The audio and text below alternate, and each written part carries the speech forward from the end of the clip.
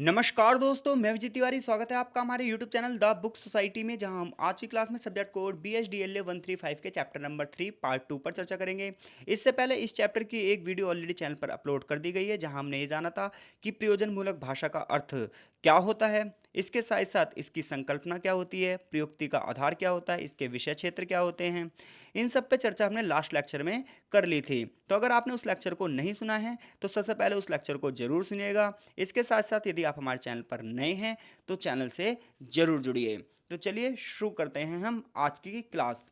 तो देखो, हमने लास्ट क्लास में ये पढ़ा था कि जो प्रयोजन मूलक हिंदी है, देखो प्रयोजन मूलक हिंदी का प्रयोजन मूलक का मतलब क्या था। तो प्रयोजन मूलक का मतलब था एक लक्ष्य और एक उद्देश्य, यानी कि एक उद्देश्य के आधार पर, एक लक्ष्य के आधार पर जब हम भाषा का कोई प्रयोग कर रहे हैं तो वो क्या कहला रहा है, प्रयोजक मूलक भाषा का प्रयोग कहला रहा है। चाहे वो हिंदी की बात करो, चाहे आप इंग्लिश की बात करो, चाहे किसी भी लैंग्वेज की बात करो, आप एक लक्ष्य के आधार पर जब शब्दों का प्रयोग करोगे तो प्रयोजक मूलक होगा। जैसे कि आप किसी एसडीएम ऑफिस में जा रहे हो किसी कार्य के लिए, तो आप वहाँ पर ना तू तड़ाके से बात नहीं कर सकते।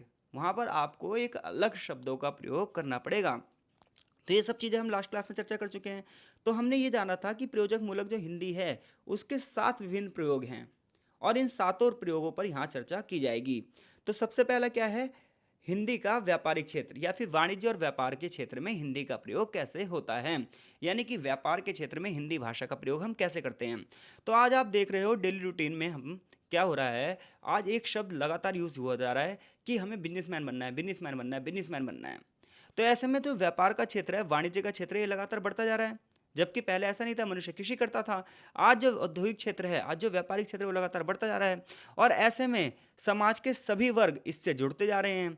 तो ऐसे में समाज के सभी वर्ग जब इससे जुड़ते जाते हैं, तो देखो, जब किसी एक क्षेत्र विशेष का विस्तार होता है तो भाषा का भी विस्तार होता है। भाषा में भी नए नए शब्दों का प्रयोग होता है। आज वैश्वीकरण के दौर में हर एक देश एक दूसरे से जुड़ गया है। आज भाषा का न सिर्फ राष्ट्रीयकरण बल्कि अंतर्राष्ट्रीयकरण भी हो रहा है, और हिंदी भी इससे अछूती नहीं है। आज हिंदी में भी बड़े पैमाने पर अन्य क्षेत्रों के शब्दों की भरमार हो गई है। आज हिंदी में हम बहुत सारे अंग्रेजी शब्दों का प्रयोग करते हैं। तो जब आप व्यापार का क्षेत्र देखोगे, वाणिज्य का क्षेत्र देखोगे, तो आज बड़े पैमाने पर क्या है, अंग्रेजी के शब्द इसमें बहुत ज़्यादा भर गए हैं। जैसे कि यहाँ पर कुछ एग्जाम्पल्स दिए गए हैं। यहाँ पर ये लिखा है, लेखा या मतलब एक लेख है, इसके माध्यम से समझाया जाएगा आपको कि किस प्रकार के शब्दों का प्रयोग व्यापारीकरण में हो रहा है। तो कह रहा है, लेखाकरण प्रणाली द्वारा समस्त वित्तीय कार्य व्यापारों को लेखा बहियों में रिकॉर्ड कर लिया जाता है। लेखाकरण में दर्ज सारे लेन देन के बिल, बीजक, रसीद, कैश मेमो आदि के रूप में लिखित प्रमाण उपलब्ध होने चाहिए। तो देखो, यहाँ पर जो वर्ड यूज हुआ है, कैश मेमो, रिकॉर्ड, ये सब पता है कैसे शब्द हैं, ये सब अंग्रेजी शब्द हैं। जबकि जो लेखा बहियां हैं, लेन देन है, बीजक है, ये सब परंपरागत शब्द है, ये हिसाब किताब की शब्दावली है। ये सामान्य हिंदी में आप यूज नहीं करते हैं। तो जब हम वाणिज्य और व्यापार के क्षेत्र में हिंदी के प्रयोग की बात करेंगे, तो वाणिज्य और व्यापार के क्षेत्र आज बहुत ज़्यादा व्यापक हो चुका है, और लगातार आज वैश्वीकरण के दौर में, औद्योगिकरण के दौर में आज पूरा विश्व एक ग्राम बन चुका है। ऐसे में भाषा का क्षेत्र बहुत ज़्यादा बदल रहा है। आज अलग अलग भाषाओं में अलग अलग भाषाओं के शब्दों का प्रयोग लगातार होना कोई बड़ी बात नहीं है। तो हिंदी भी इससे अछूती नहीं है। हिंदी में भी बड़े पैमाने पर अलग अलग भाषाओं के शब्दों का प्रयोग किया जा रहा है, भले ही वो हिंदी में लिखे जा रहे हैं। फॉर एग्जाम्पल, जैसे कि यहाँ पर लिखा गया कैश मेमो, रिकॉर्ड, ये सब ना हिंदी के शब्द हैं। ओ माफ़ कीजिएगा, इंग्लिश के शब्द हैं, लेकिन हिंदी में धड़ल्ले से प्रयोग हो रहे हैं। इतनी बात क्लियर है। इसी प्रकार से एक और पैराग्राफ यहाँ पर दिया गया है, सोने की कीमतों में भारी उछाल। तो क्या लिखा है, नई दिल्ली 4 अक्टूबर, अमर उजाला ये एक अखबार है, उसका लेख है, शेयरों में गिरावट और रुपए में कमजोरी की वजह से आभूषण निर्माताओं की ओर से सोने की मांग बढ़ने से सराफा बाजार में सोना 555 रुपये महंगा होकर प्रति 10 ग्राम 32,030 रुपये पर पहुंच गया। औद्योगिक इकाइयों और सिक्का निर्माताओं की ओर से लिवाली बढ़ाए जाने से चांदी 450 रुपये महंगी होकर 39,400 रुपये प्रति किलोग्राम हो गई है। तो यहाँ पर देख रहे हो आप, शब्दों का प्रयोग किस टाइप से किया जा रहा है। तो इतना पता चल गया आपको। देखो, प्रयोजन मूलक जो हिंदी है, इसके 7 स्वरूपों की चर्चा यहाँ की जाएगी। पहला स्वरूप कौन सा है, व्यापारिक। तो व्यापारिक क्षेत्र में किस प्रकार से शब्दों का प्रयोग होता है, ये बात आपको पता चल गई। अब हम बात करेंगे विज्ञान और तकनीक के क्षेत्र में हिंदी का प्रयोग कैसे होता है। तो देखो, जब आप बात करोगे भारत में वैज्ञानिक अनुसंधानों की, साइंटिस्ट साइंस रिसर्च की, या फिर चिंतन में, तो आप देखोगे प्राचीन काल में ज़्यादा इसका माहौल विकसित नहीं हुआ था। हालांकि प्राचीन काल में भारत में वैज्ञानिक अनुसंधान विकसित थे, लेकिन इतिहास को तोड़ मरोड़ के पेश किया गया है, जिससे ऐसा लगता है कि भारत में प्राचीन काल में तकनीकी अनुसंधान विकसित नहीं थे। लेकिन भारत में प्राचीन काल में तकनीकी अनुसंधान बहुत ज़्यादा विकसित थे। लेकिन जब भारत में मध्यकाल आया, बाहरी लोगों के आक्रमण हुए, तुर्किश लोगों के आक्रमण हुए, अरबी लोगों के आक्रमण हुए, अफगानी लोगों के आक्रमण हुए, मुगलों का आक्रमण हुआ, तो इन लोगों ने पता है क्या हुआ, तकनीकी विकास पर ध्यान नहीं दिया, इन्होंने धर्म के विकास पर ध्यान दिया। तो जब किसी क्षेत्र में धर्म का विकास होता है तो टेक्नोलॉजी के क्षेत्र में वो क्षेत्र आगे पीछे हो जाता है अपने आप ही। तो बिल्कुल यहाँ पर यही हुआ। तो इसलिए किताब लिखती है कि मध्यकाल में विज्ञान और तकनीक के क्षेत्र में कोई विकास नहीं हुआ, लेकिन प्राचीन काल में विज्ञान और तकनीक के क्षेत्र में विकास हुआ था। तो ऐसे में संस्कृत भाषा में तो विज्ञान और संबंधी लेखन हुआ, लेकिन हिंदी में वैसी परंपरा नहीं रही, उर्दू में वैसी परंपरा नहीं रही, फारसी में वैसी परंपरा नहीं रही।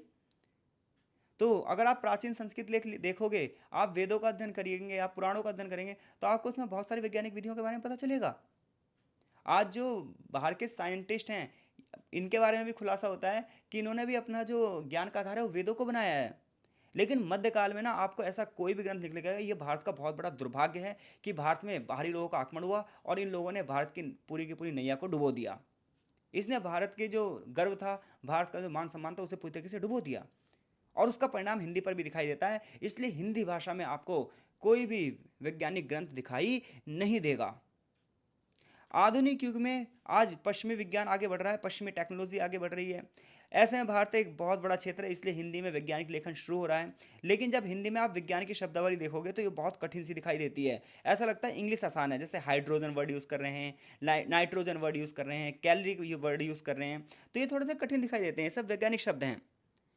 इसी प्रकार से आप रसायन शास्त्र को पढ़ोगे तो रसायन शास्त्र देखो कितना अजीब लग रहा है, जबकि केमिस्ट्री पढ़ते हैं हम। क्योंकि तो रसायन शास्त्र का एक मूलभूत नियम है कि किसी भी रासायनिक पदार्थ जो होती है उसकी रचना हमेशा एक जैसी होती है और वो किसी न किसी दो पदार्थों से मिलकर बनता है। फॉर एग्जाम्पल, पानी का सूत्र क्या है? H2O, यानी कि हाइड्रोजन के दो होते हैं सूत्र, और हाइड्रोजन के दो गुण होते हैं और ऑक्सीजन का एक, जिसका 2:1 होता है। तो इस प्रकार से जब आप केमिस्ट्री का क्षेत्र पढ़ोगे तो आपको अणु, परमाणु, हाइड्रोजन, नाइट्रोजन, ऑक्सीजन, इस प्रकार की शब्दावली आपको मिलेगी। इसी प्रकार से ऊष्मा, ऊष्मा का जो है यानी कि हीट जो है वो किसी ठंडे पदार्थ से गर्म पदार्थ की ओर नहीं बहती, बल्कि ऊष्मा की गति का अपने अलग अलग नियम हैं। तो कुल मिलाकर बात इतनी सी है कि व्यापारिक क्षेत्र में हिंदी का जब प्रयोग करोगे तो शब्द अलग होंगे, वैज्ञानिक क्षेत्र में हिंदी का जब आप प्रयोग करोगे तो शब्द अलग होंगे। अब हम कार्यालय हिंदी की बात करते हैं। तो देखो, ये आप अगर हेडिंग हेडिंग भी याद कर लोगे ना कि वाणिज्यिक क्षेत्र, वैज्ञानिक क्षेत्र, कार्यालय क्षेत्र, तो आप अपने आप बना बना के इनमें लिख सकते हो, चीज़ें पॉइंट टू पॉइंट लिखना। तो कार्यालय हिंदी से तात्पर्य यह है कि प्रशासनिक क्षेत्र में हिंदी का प्रयोग कैसे हो रहा है। अब प्रशासन क्षेत्र में दो प्रकार के क्षेत्र होते हैं, एक सार्वजनिक और एक निजी, और दोनों में ही जो हिंदी का प्रयोग हो रहा है वो कार्यालय हिंदी है, ऑफिशियल हिंदी है। अब ये जो है ये देवनागरी लिपि में होगी। अब अगर देखोगे तो ब्रिटिश शासन के समय अंग्रेजी राजभाषा थी, मुगलों के शासन के समय फारसी राजभाषा थी, अब हिंदी राजभाषा बनाई जा रही है। तो हर राज्य की, हर देश की अपनी एक राजभाषा होती है और उसके आधार पर ही उसकी शब्दावली होती है, वकैब होती हैं, उसके भाषाई मुहावरे होते हैं। आज़ादी के बाद सरकारी कार्यकालय के जो कामकाज की पद्धति थी वो वैसी ही अपनाई गई। ये भारत का दुर्भाग्य था, जैसे ब्रिटिश शासन व्यवस्था में थी। कायदा ये था, जब 1947 में देश आज़ाद हुआ तो हमें हिंदी भाषा को और या फिर संस्कृत भाषा को बढ़ावा देना चाहिए था, क्योंकि ये हमारी भाषा थी। लेकिन हमारा संविधान देखो इंग्लिश में लिखा गया, उसे अंग्रेजी बढ़ावा दिया गया, न्यायिक क्षेत्र में अंग्रेजी भाषा को बढ़ावा दिया गया। अब बताओ, साधारण बंदा न्याय मांगने जा रहा है और अंग्रेजी भाषा का प्रयोग हो रहा है। एक एक जो पेपर है वो इंग्लिश भाषा में बन रहे हैं। इवन आप कोई भी गाड़ी खरीद रहे हो, बाइक खरीद रहे हो, कुछ भी खरीद रहे हो, उसके सारे पेपर इंग्लिश में बन रहे हैं। ये दुर्भाग्य तो है, साधारण जनता को लूटने का माध्यम ही तो है। आप कोई पॉलिसी करवा लो, आप कोई भी जीवन बीमा लगा लो, आप हर जगह देखोगे कार्यालय भाषा इंग्लिश है। अब साधारण जनता को इंग्लिश नहीं आती, इसलिए उसका शोषण हो रहा है। तो ये शोषण करने का तरीका है। और मैं बता रहा हूँ आपको, 1947 की सरकार हो चाहे आज की सरकार हो, जितनी भी गवर्नमेंट है उन्होंने भाषा पर कभी ध्यान नहीं दिया, उन्होंने साधारण जनता पर कभी ध्यान ही नहीं दिया। तो आज़ादी के बाद सरकारी कार्यालयों में कामकाज की जो भाषा अपनाई गई वो अंग्रेजी शासन व्यवस्था थी। हिंदी का प्रयोग करने की जरूरत थी, तो इसके लिए बड़े पैमाने पर ट्रांसलेटर रखे गए। अब ये सब बातें कागजों में तो हुई, लेकिन जमीनी स्तर पर जो था वो अंग्रेजी भाषा ही चलती रही। आज भी आप देखते हो यूपीएससी जैसी जो बड़ी परीक्षाएं हैं, इसमें इंग्लिश मीडियम का बोलबाला है, जबकि भारत एक हिंदी भाषी क्षेत्र है। हिंदी भाषी लोग यहाँ पर सबसे ज़्यादा रहते हैं। तो फिर आप वहाँ पर अंग्रेजी भाषा को क्यों बढ़ावा दे रहे हो? तो कार्यालय हिंदी के जब आप स्वरूप देखते हो तो आपको पता चलेगा, कार्यालय हिंदी जो होती है वो एक सरलता से बंधी होती है, एक स्पष्टता से बंधी होती है, एक सुबोध गम्यता से बंधी होती है, एक रूल और रेगुलेशन से बंधी होती है। जबकि जो आम बोलचाल में हिंदी का यूज़ कर रहे हैं उसमें रूल और रेगुलेशन नहीं होते हैं। कार्यालयी भाषा को हम औपचारिक भाषा कहते हैं, जिस प्रकार से विज्ञान की भाषा औपचारिक होती है, उसी प्रकार से ऑफिशियल हिंदी भी क्या होती है, औपचारिक होती है। ये व्याकरण के नियमों में बंधी होती है। जैसे कि यहाँ पर एक पत्र लिखा हुआ है, तो उस पत्र को लिखने का आपने ही बचपन से लेटर सीखे होंगे, एक औपचारिक और एक अनौपचारिक। ठीक है भाई, तो ये पत्र आप देख सकते हो, इसे मुझे पढ़ाने की यहाँ पर ज़रूरत नहीं है। और इसी पत्र को यहाँ पर डिफाइन किया गया है, जैसे कार्यालय का नाम, पत्र संख्या, संबंधित अधिकारी। इसके अलावा ये पूरी तरीके से यहाँ पर औपचारिकता दिखाई जाती है। आप जब कोई पत्र लिखते हो तो ऐसे लिखते हो, माननीय, महोदय, ऐसे शब्द का प्रयोग करते हो। सविनय निवेदन शब्द का प्रयोग करते हो। विचाराधीन जैसे शब्दों का प्रयोग करते हो। नीचे भवदीय लिखते हो, उस पर हस्ताक्षर करते हो। ये सब औपचारिकता है।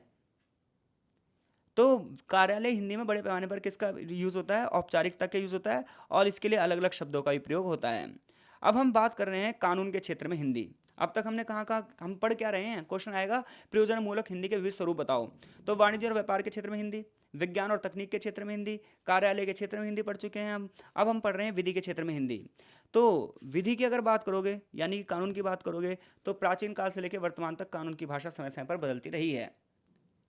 तो देखो, प्राचीन काल में तो पंचायतें थी, राज शासन था, मोस्टली जो थी वो संस्कृत भाषा का प्रयोग होता था या सामान्य भाषा का प्रयोग होता था। अशोक के शासनकाल में पाली भाषा का प्रयोग हो रहा है, प्राकृत भाषा का प्रयोग हो रहा है। ऐसे ही ब्रिटिश शासनकाल में अदालती कामकाज देखा जाए तो पहले जो था मुगलों के टाइम पे फारसी भाषा में होता था, फिर धीरे धीरे करके हिंदी भाषा के प्रयोग के आदेश दिए गए। लेकिन कचहरियों की जो भाषा थी वो धीरे धीरे करके उर्दू ही थी, यानी कि कागजों में देखा जाए तो फारसी भाषा का भी प्रयोग है, हिंदी भाषा का भी प्रयोग है, लेकिन मोस्टली जो थी वो क्या थी, कचहरियों की भाषा उस समय चलती थी। टाइम पीरियड बीता, जैसे जैसे ब्रिटिश ने भारत में सत्ता स्थापित करी, उन्होंने क्या करा, विधि की जो भाषा है, कानून की जो भाषा है, वो पूरी तरीके से अंग्रेजी भाषा कर दी। अब जब अंग्रेजी भाषा पूरी तरीके से हो गई तो हिंदी भाषा जो है वो निम्न स्तर पर चली गई और अंग्रेजी भाषा का विकास होता चला गया। कानून की भाषा बहुत ही सतर्क होती है, बहुत ही सुनिश्चित होती है। कानून की भाषा की सबसे बड़ी बात पता है क्या है, अगर यहाँ पर आपने एक भी वर्ड चेंज कर दिया तो उसका पूरी तरीके से अर्थ बदल ही जाएगा। जैसे आज भी संविधान को लेकर नई नई व्याख्याएं होती रहती हैं। आज भी आज़ादी और स्वतंत्रता जैसे जो शब्द हैं, इनके अलग अलग अर्थ निकाले जाते हैं। इंग्लिश में लिबर्टी और फ्रीडम जो है, तो लिबर्टी और फ्रीडम शब्द के अलग अलग तरीके से अर्थ निकाले जाते हैं, और जब इसको लेकर मतभेद होता है तो सर्वोच्च न्यायालय इसमें एक महत्वपूर्ण भूमिका निभाता है। तो विधि की भाषा बहुत ही सतर्क होती है, सुनिश्चित होती है। इसमें जो जैसा कहा जाता है उसका वैसा ही अर्थ निकाला जाता है, इसलिए वकील दांव पेच खेलते हैं, वकील शब्दों से खेलते हैं। इसमें खंड और उपखंडों में बात की जाती है। जैसे कि आप अगर संविधान पढ़ते हो, कानून आपने पढ़ा हो, या फिर आपने थोड़ी सी पॉलिटिकल साइंस पढ़ी हो, तो आप उसमें देखते हैं जब हम फंडामेंटल राइट्स पढ़ते हैं या कुछ भी पढ़ते हैं तो उसमें लिखा होता है क्लॉज 1, क्लॉज 2, क्लॉज 3, इस प्रकार से यूज़ होता है। अध्यादेश जैसे वर्ड यूज़ होते हैं, नियम, विनियम, उपनियम, ऐसे शब्दों का प्रयोग होता है। तो उपखंड, पुनः स्थापित, पारित, प्रख्यापित, उपविधि, जो ये शब्दों का प्रयोग हो रहा है, ये शब्द विधि शब्द हैं। ये विधि के तकनीकी शब्द हैं जिनका प्रयोग विधि के क्षेत्र में हो रहा है। आगे है सामाजिक विज्ञान के क्षेत्र में हिंदी।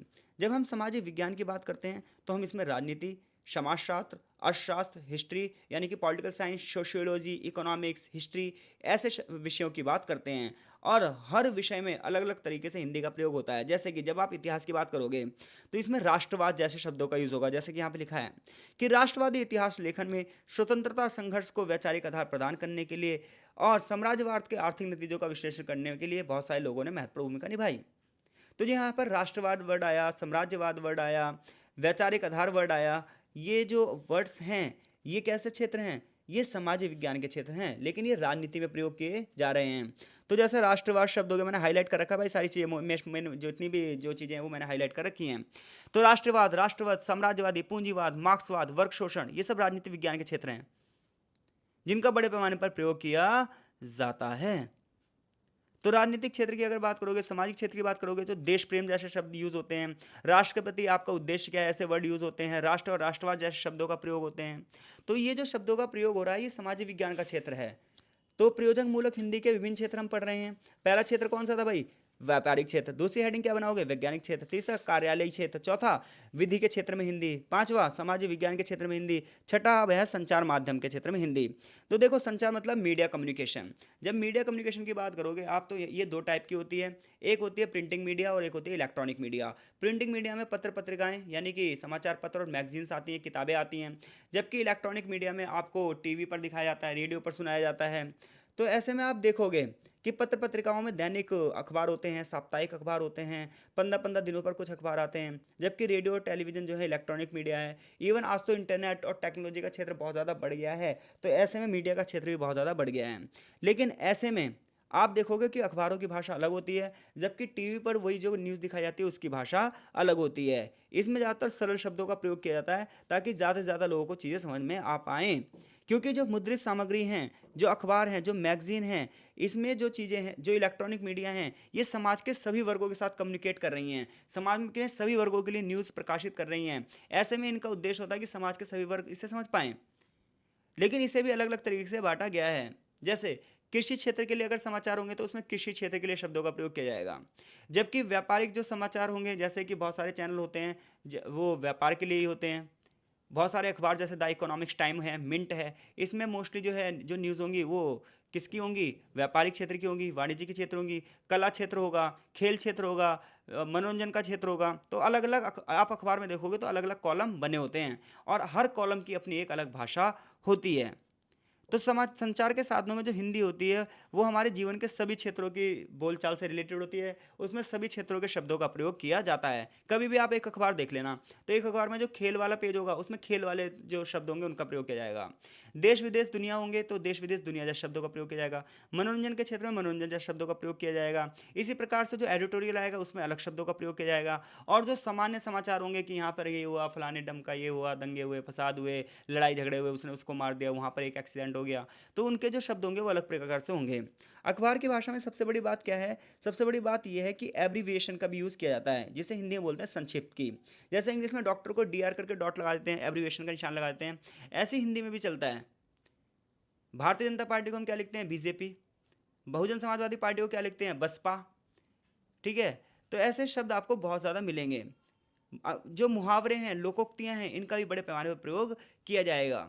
अब हम बात करते हैं विज्ञापन के क्षेत्र में हिंदी। अब देखो विज्ञापन का मतलब ये होता है कि आप अपने उपभोक्ता को किस तरीके से अट्रैक्ट करोगे।